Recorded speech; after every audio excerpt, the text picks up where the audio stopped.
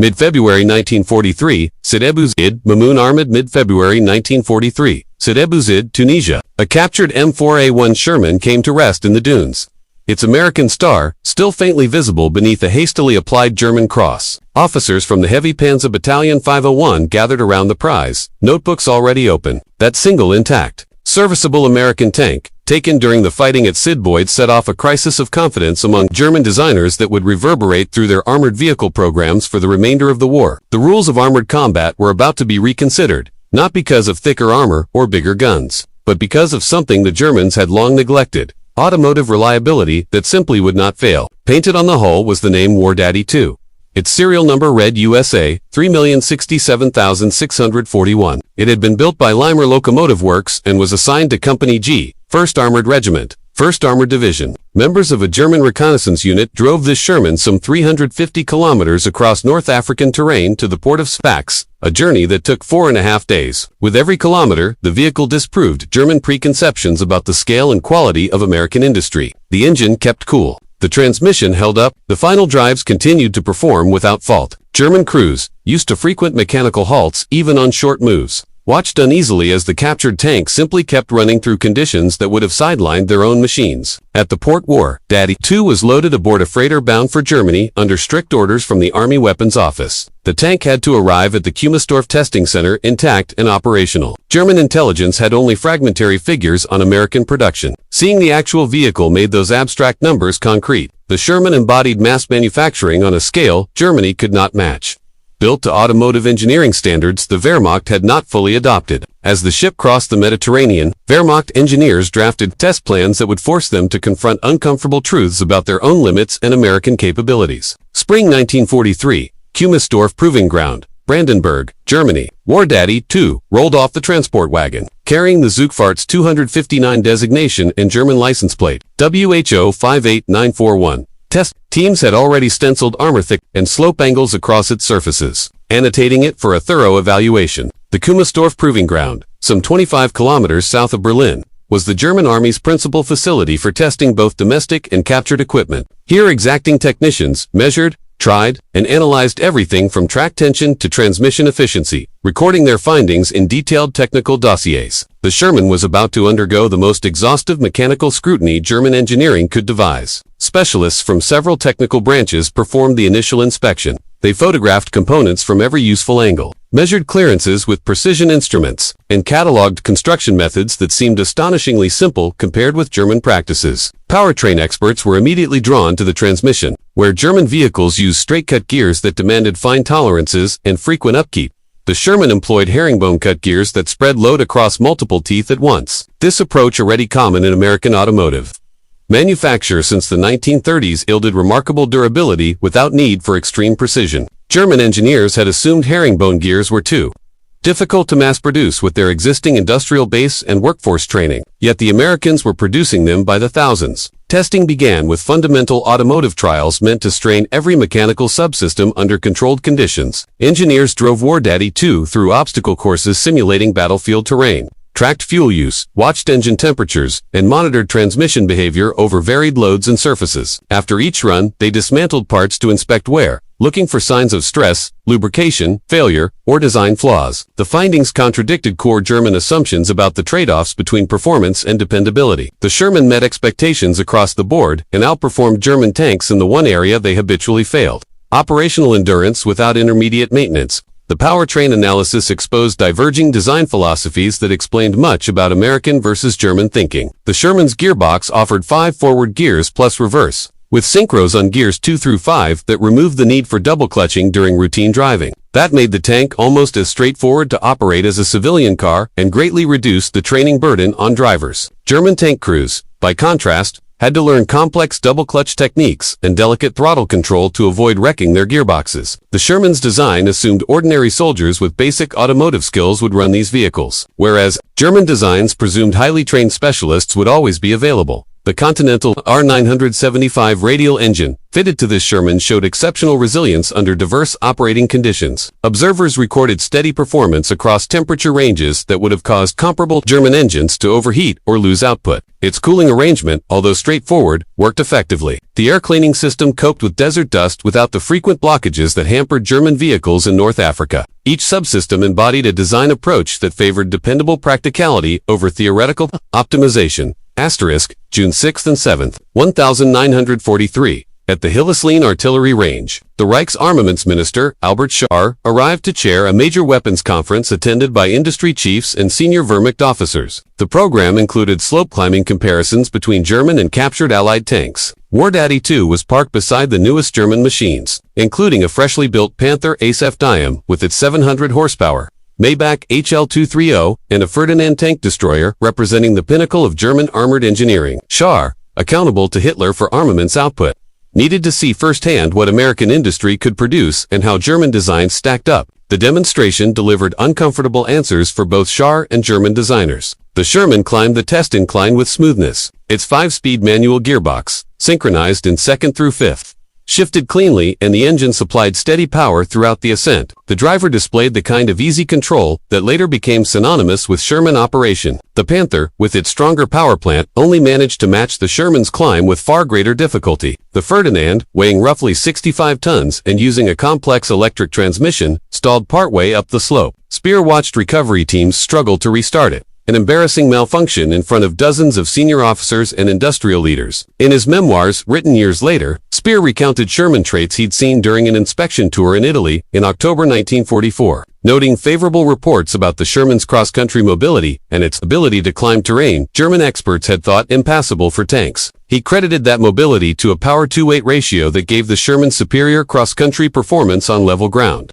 A conclusion reportedly supported by the 26th Panzer Division. Observations from the armaments minister carried weight in Wehrmacht circles. A public appraisal appeared in Das Reich on June 27, 1943, describing the Sherman as a notable achievement of North American laboratories and praising it as a commendable product of the North American steel industry. The piece highlighted the tank's serialized production and the fulfillment of demanding automotive industry standards, even noting the gyro-stabilized gun as a pioneering American innovation. Those guarded, propaganda-shaped public remarks masked growing private alarm within German engineering departments. American tanks were not merely adequate, they were, in many respects, better engineered for sustained operations. Testing at Kumdorf continued methodically through the summer and into the autumn of 1943. Engineers pushed the Sherman in extended trials to map its operational limits. DOCUMENTING, service ranges exceeding 2,000 kilometers before major maintenance was needed, roughly 4 times what early model Panthers typically achieved in the field. Measured drivetrain efficiency outperformed any German tank, with transmission power losses markedly lower than in comparable German systems. The synchronized manual gearbox made shifting smooth and simple, eliminating the need for double clutching or precise rev matching required by German transmissions. Final drives produced another unexpected lesson. Panthers inherited a final drive layout from the Tiger that used straight-cut gears and housings, ill-suited to the stresses of a 45-ton vehicle. These assemblies were prone to failure. Mechanics in North Africa and on the Eastern Front had reported final drive breakages that forced Panthers to be abandoned after relatively short movements, sometimes under 100 kilometers. The Sherman's final drives, employing the same herringbone gear principles used in its gearbox, rarely failed even under prolonged combat conditions that destroyed German components. Restoration efforts decades later would uncover Sherman final drives that needed little or no mechanical rebuilding after long storage, demonstrating design margins that far exceeded immediate operational needs. By late 1943, Kumdorf had amassed enough empirical data to compile detailed internal reports circulated through Wehrmacht technical branches. Those documents, destined for senior officers and armaments ministry officials, painted a sobering contrast in capabilities. The Sherman revealed an American maturity in automotive engineering that Germany lacked despite its theoretical knowledge and scientific prowess. Mass production methods, tolerated machining, and assembly practices that German precision manufacturing would deem lax. Yet those same practices yielded more reliable machines in the field. Interchangeable parts allowed repairs to be performed in the field with basic tools and without highly specialized personnel. German vehicles often required factory-level precision and special equipment for many fixes. German design priorities leaned toward impressive specification figures rather than keeping vehicles running under combat conditions. Internal assessments noted that American advantages extended beyond sheer output. U.S. automotive engineering benefited from decades of civilian industry. Experience Germany simply had not developed at scale. Before the war, private automobile ownership was widespread in the United States across social classes.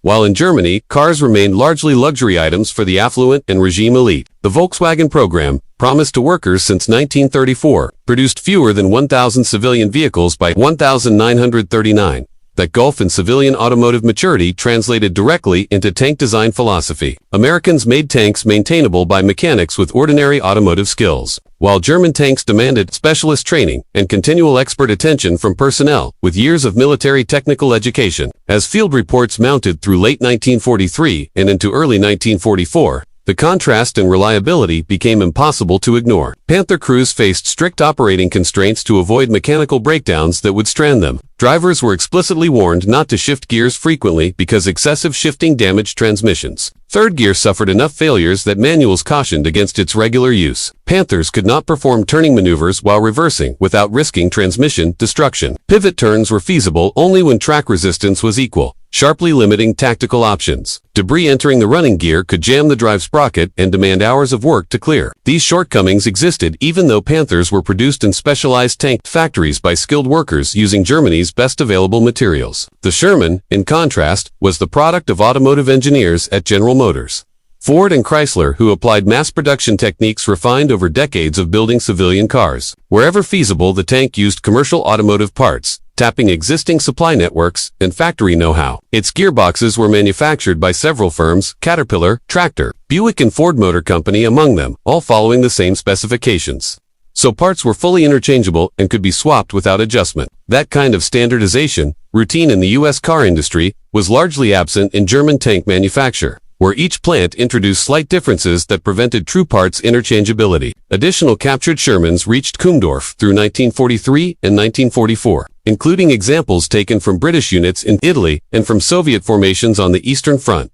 Each prize underwent the same battery of tests, creating a broad dataset of American tank performance across types and production runs. The British modified Shermans fitted with the 17-pounder anti-tank gun, the Firefly, drew special attention. German examiners noted how little alteration the larger weapon required, thanks to the Sherman's roomy turret ring. The Firefly showed that the original design contained growth potential German planners had not anticipated. By contrast, the Panther, hurried into production to meet the T-34 threat, could not accept substantial armament upgrades without a total turret and hull redesign. The automotive testing regime broadened to long-term reliability trials that replicated combat use. Engineers logged hundreds of kilometers of cross-country driving in Shermans, recording every breakdown, maintenance action and failed component and comparing those figures with field reports from Panther and Tiger formations on the Eastern and Italian fronts. The data told a clear story. The Panthers were far less dependable. Operational availability for Panther units averaged under 40% through much of 1943, with some formations reporting catastrophic readiness as low as 20 to 25%. Individual battalions went through stretches when fewer than 1 in 5 Panthers were fit for combat. Shermans, by contrast, showed substantially higher availability across theaters. German field reports supplied devastating detail. During Operation Citadel at Kursk in July 1943, Panthers were only about 16% operational,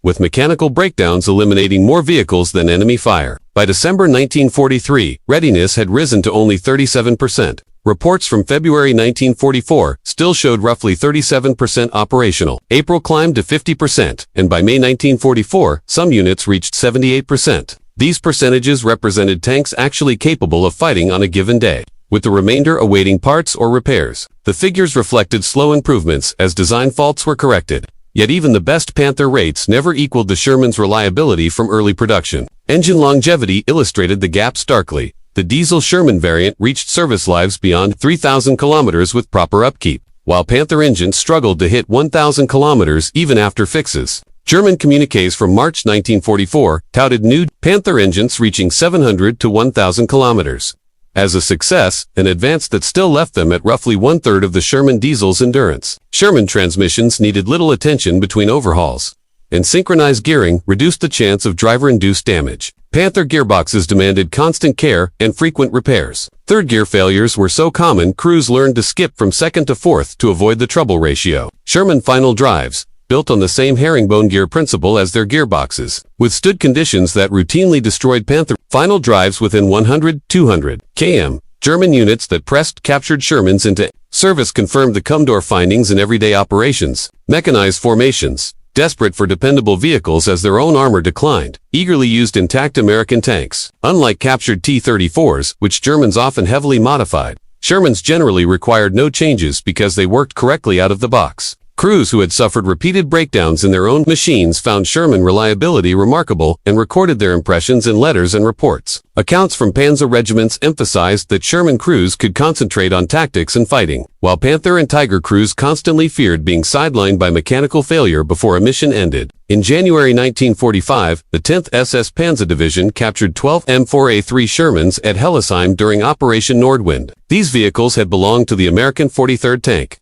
Battalion and were taken intact when crews abandoned them amid the German assault. The captured Shermans were organized into the 13th Company of the 10th SS Panzer Regiment and saw action for the war's remainder as reconnaissance units and mobile reserves, roles that required continuous movement and dependable mechanical performance. Commanders by then understood what Kummersdorf testing had demonstrated years earlier. A tank that arrived ready to fight was tactically far more useful than a more heavily armed vehicle that broke down behind the lines. January 1944 saw expanded examinations as Wehrmacht forces retreated on multiple fronts, and more captured machines reached Kummersdorf. Engineers scrutinized the M4A1 with its Continental R975 radial engine and compared it with other types. They tested the M4A2 with twin GM 6046 diesel engines, noting its superior fuel economy and distinct operating traits, and evaluated the M4A3 with the 4GAA V8 gasoline engine, widely regarded by American crews as the best power plant for the Sherman. Every variant displayed the same underlying quality, robust automotive reliability,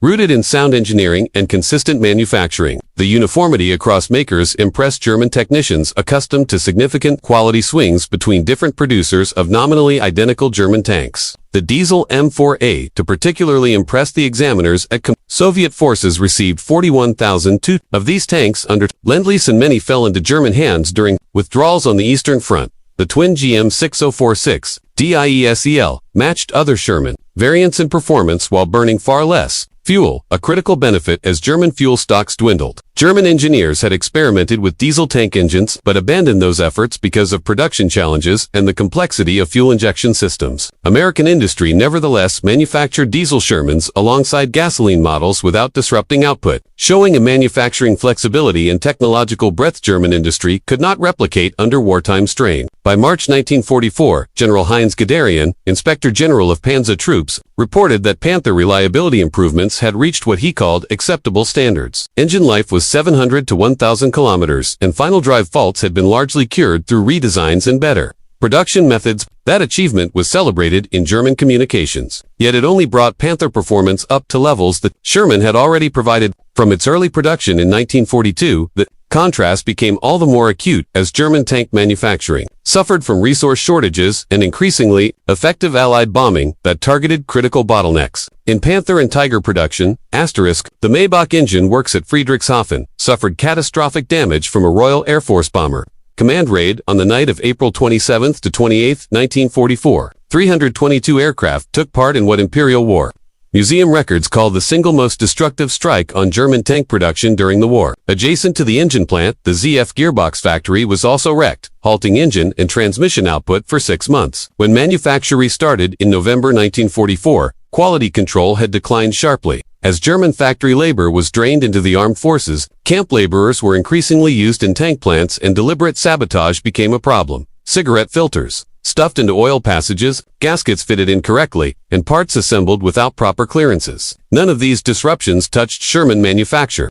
which took place in American plants far from combat, staffed by motivated workers, paid decent wages, and working under stable conditions. The decisive difference between us and German tank production lay less in engineering knowledge than in industrial capacity and the practical design choices that flowed from it. German engineers had the theoretical foundations and scientific training, but they did not consistently apply civilian automotive principles to tank design, instead emphasizing headline performance at the expense of battlefield robustness. The Panther's powerful 75mm KWK-42 and thick frontal armor imposed demands on a drivetrain that struggled under a 45-ton mass. and the Tiger's capabilities required complex upkeep and frequent specialist repairs. Those compromises could have been acceptable only if German industry could supply sufficient vehicles and spare parts, something it increasingly could not do as Allied bombing intensified and resource shortages deepened. American designers, schooled in decades of civilian mass production, built tanks that could be made in the tens of thousands and maintained by mechanics with ordinary automotive skills. Sherman powertrain components were proven in commercial use and borrowed directly from car and truck practice. Even the electrical system included a secondary generator to power turret traverse if the main engine stopped, to feature German designers dismissed as unnecessary, yet one that proved life-saving when turrets froze after engines stalled on slopes. By spring 1944, Wehrmacht units across all fronts reported growing mechanical troubles tied to falling production quality and dwindling spare parts. Panthers needed rail movement for transfers over 100 kilometers. Because their final drives could not withstand long road marches. Field commands issued strict orders, limiting Panther movements to conserve the vehicles for combat rather than losing them en route to breakdowns. Recovery vehicles based on Panther chassis suffered the same fragility as the tanks they were meant to retrieve. Commanders confronted the grim fact that mechanical failures caused more losses than enemy action in some formations, with reports indicating that up to 70% of losses stemmed from breakdowns. Meanwhile, U.S. factories kept producing Shermans at scales Germany could not match. Across the war, American industry turned out 49,324 Sherman tanks, more than the total of all German tank types combined, while British Commonwealth forces and the Soviet Union received thousands under Lenin, and Chinese forces used Shermans effectively against Japanese armor. Every theater where the Shermans served confirmed Kummersdorf's findings. Properly maintained Shermans stayed operational under conditions that would disable German tanks. German crews who captured Shermans repeatedly praised their mechanical soundness in letters, reports, and post-war testimony. Eastern Front accounts describe German mechanics finding even complex engines like the Chrysler A57 Multi, with its 5 separate blocks, easier to troubleshoot than native German power plants that required specialist tools and knowledge. The Ford GAAV8, lauded by Allied crews for its reliability and power, seemed remarkably straightforward to German technicians used to Maybach units that needed constant adjustment of valve clearances, ignition timing, and carburetor settings. The General Motors twin diesel, rejected by U.S. forces for frontline use and redirected largely to Lend-Lease production, outperformed any diesel tank engine German industry could field. Sherman designers also favored generous safety margins, transmissions, and final drives, specified for a 30-ton M4 with a 400 horsepower engine required. No major redesign when used in the 42-ton M4, a 3E2 jumbo with much heavier armor, and the same driveline components could handle experimental engines producing 650 horsepower without failure. German engineers tended to view such overbuilding as wasteful extra cost and material use with little immediate return, whereas American designers valued the room for growth in battlefield reliability. Those margins delivered over vehicles' service life. By summer 1944, facing the Allied invasion of Normandy, German commanders recognized their technical handicaps went beyond individual vehicle stats. Allied superiority in artillery, close air support, and logistics compounded German disadvantages. But Sherman reliability let U.S. armored units sustain continuous operations that German panzer divisions could not match. American tank battalions could attack, pursue, and quickly prepare for further action without long maintenance pauses. German formations had to conserve vehicle life, knowing that each movement ate into scarce component life and increased the risk of immobilizing failures. That difference in operational availability largely determined which side could keep pressure on, and which had to ration its remaining combat power. German use of captured Shermans confirmed American automotive superiority from the German point of view. The 150th Panzer Brigade, formed for infiltration operations during the Ardennes Offensive in December 1944, sought captured American vehicles specifically to disguise movements because Shermans were known for reliability and attribute. German planners valued highly for covert and sustained operations. The brigade managed to obtain only 2 Shermans, and merely one remained fit for use. That single working tank never engaged the enemy because massive traffic congestion thwarted the infiltration plan. In an operation that required vehicles to run reliably far behind enemy lines with no immediate support, only American-made machines offered a plausible chance of success. Even when German tanks were operational, they could not be relied upon to sustain the continuous performance such missions demanded. On January 23, 1945, the Panzer Commission issued a final, damning admission of German automotive collapse. Its report detailed catastrophic final drive failures across German armored types. The numbers were stark. Before the 1945 Eastern Offensive, there were 500 defective final drives in the Panzer IV, 370 in the Panther, and roughly 100 in the Tiger, plus about 200 failures reported in the Hetcha tank destroyer built on the Czech 38-ton chassis. General Wolfgang Thoma, Lieutenant General and Chief of Staff to the Inspector General of Panzer Troops under Good, described the operational consequences bluntly. Under those conditions, orderly tank employment was impossible.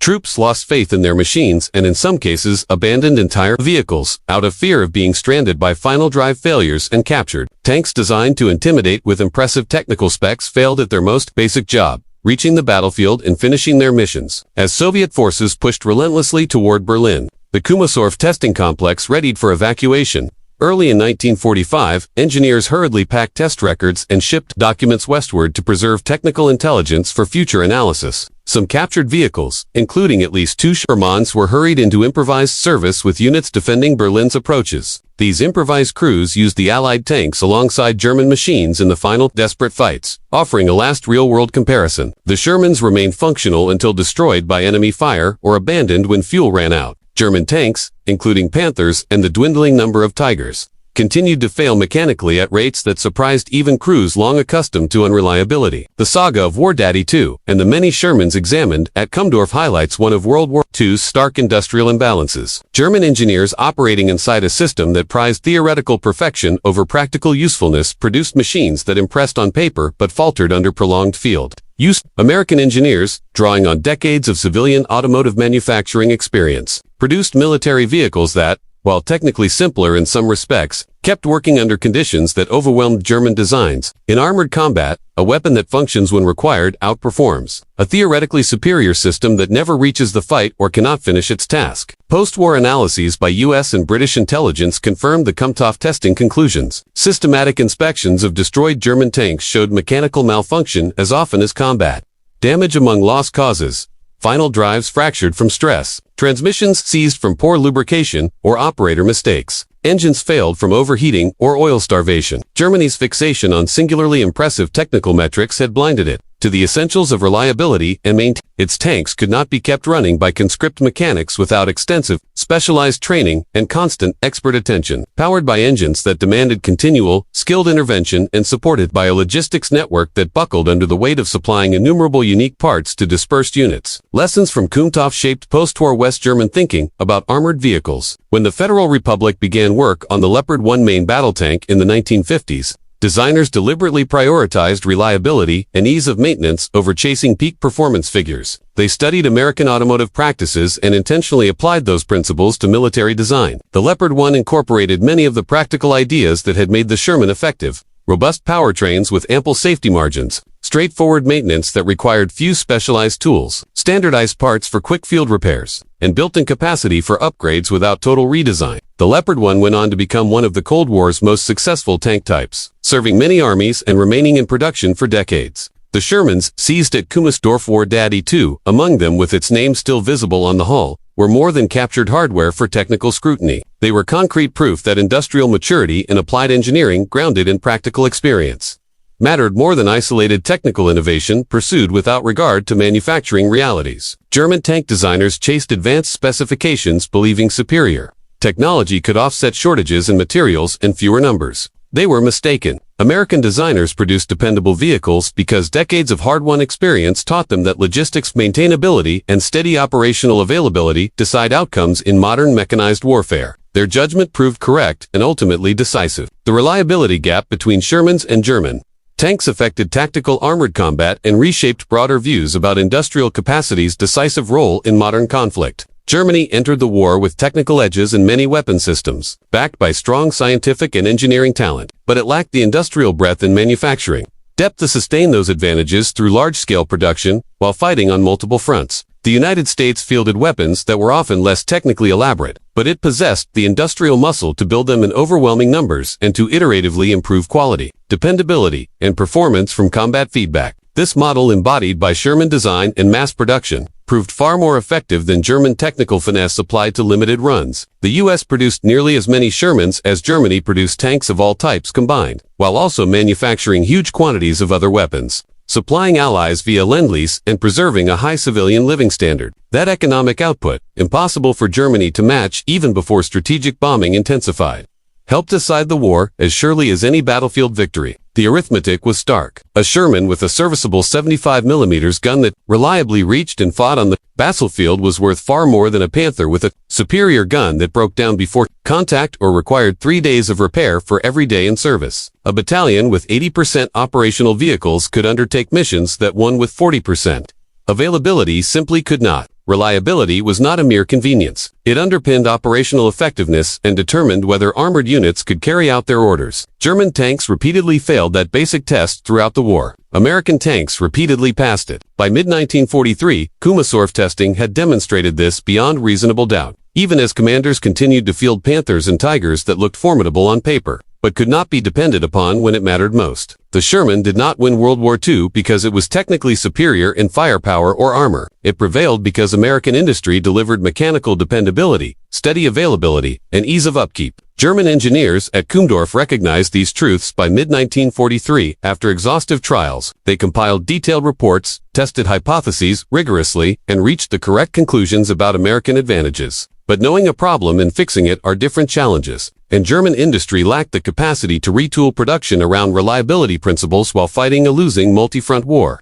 against better resourced opponents. American industry had built reliability into its civilian automotive sector through decades of commercial competition and simply applied those mature practices to military manufacture with striking success. War Daddy 2, the single Sherman captured in Tunisia and tested for months at Kummersdorf, epitomized the point through its consistent, failure-free performance. Every kilometer it ran without breakdown was proof that German tank design had prioritized impressive specifications over battlefield dependability. Each test that highlighted American automotive skills showed that industrial maturity and hands-on manufacturing experience mattered more than theoretical performance figures. Every comparison of Sherman and German reliability demonstrated that Americans solved practical problems German engineers had not realized needed solving. The vehicle itself was unremarkable in many respects, one of roughly 49,000 produced, but its existence was a crushing blow to German confidence. Concrete evidence that Germany had already lost the industrial contest even while fighting continued, and that American production capacity could not be matched regardless of German technical cleverness or tactical skill.